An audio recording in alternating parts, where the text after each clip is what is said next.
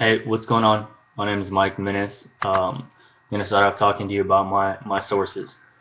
Alright, so to begin with, I've got four sources total. Three of them are autobiographies in a sense, and one is an audio clip. Alright, to start off with, my first is going to be of a German Jewish immigrant. This is going to be from the book called From Alien to Citizen, The Story of My Life in America, and it's by Edward Alfred Steiner. Alright, so what Steiner kind of is recollecting here is his difficulties on his journey and kind of when he got here to America. So he recounts his journey across the Atlantic while traveling in a ship and just the conditions on that ship. He accounts for the different people that he met along his journey and the multiple journeys back and forth. So he actually came here, went back, came here, and went back.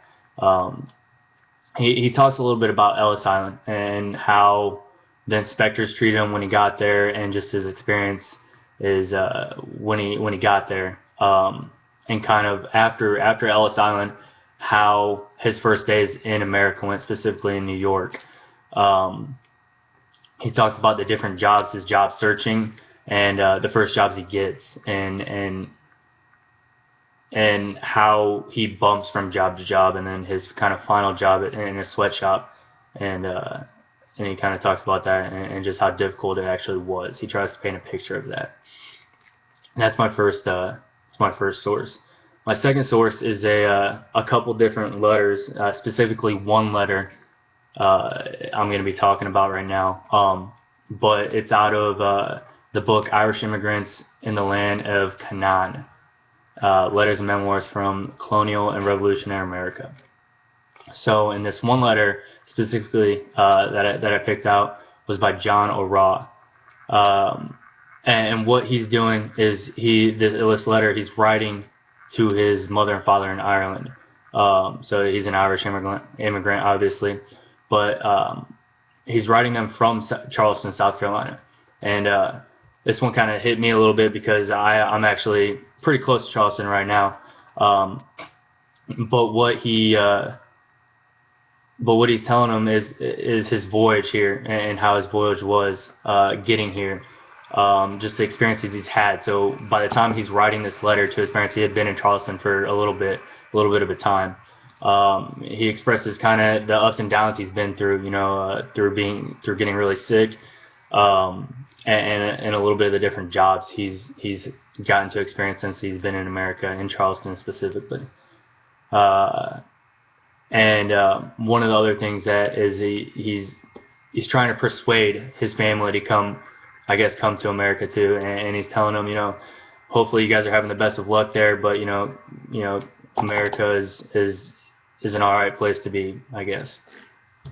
So that's my second source. Alright, my third source is going to be actually of more of a present day source, and what it is it's a Kenyan immigrant, so an African immigrant in a sense, and it's from the book Asylum Denied, A Refugee's Struggle for Safety in America. It's by David Nagarui Kenny. Alright, and try not to butcher that middle name too much. But what he's doing is he's explaining his hardships and how life growing up in Kenya was, and how and why he had to immigrate, I guess, as a refugee to the United States. He starts out by talking about the torture and brutality he experienced by the Kenyan government as a child, and his process of immigrating to the United States.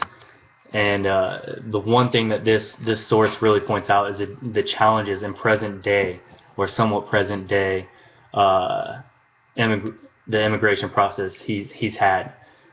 He talks about how the government and the immigration process is difficult.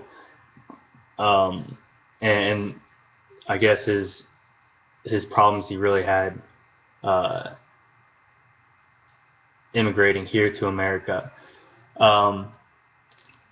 So again, this source is really discussing the modern day, the problems with modern day immigration to the United States, and how difficult it can actually be for immigrants to come to America, to actually immigrate to America illegally.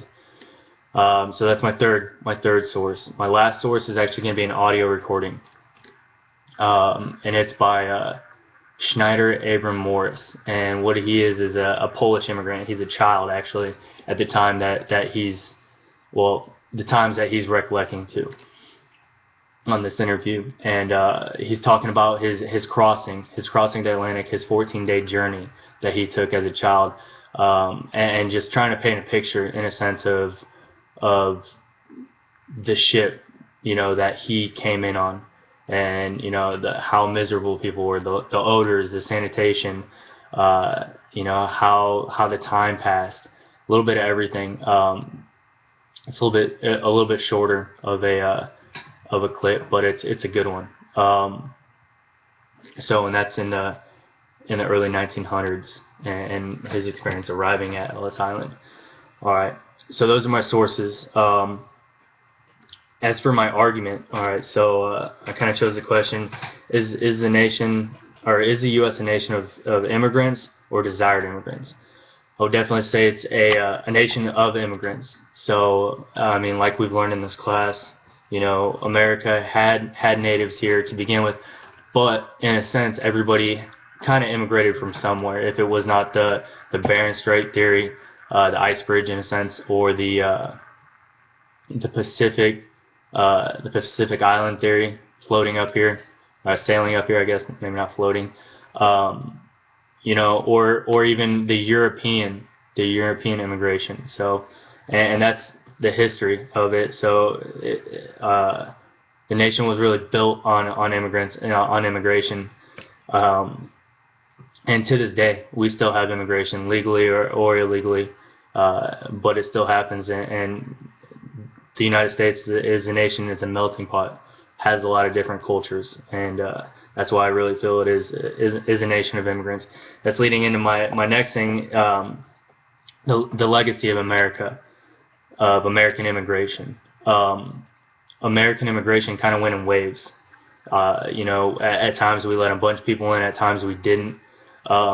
And I feel like history has a way of repeating itself with that, and that's really the legacy of American immigration, is that there's going to be times that we let a bunch of people in, we don't, whether it be legal or illegally, and we're kind of seeing that today as history repeats itself a little bit, maybe even with Hispanic immigration, or just the immigration laws, the refugees, or whatever it may be.